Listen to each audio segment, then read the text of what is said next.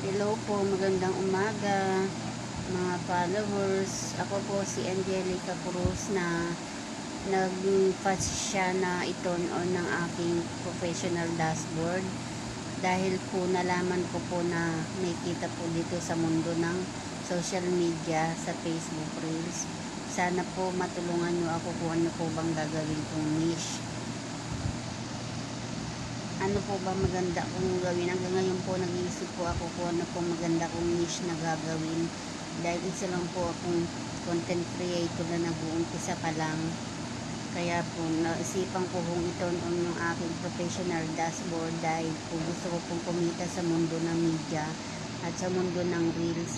Isa po akong mahihain guys. Kaya kinakapalan ko po ang mukha ko dahil gusto ko kumita dito sa mundo ng reels.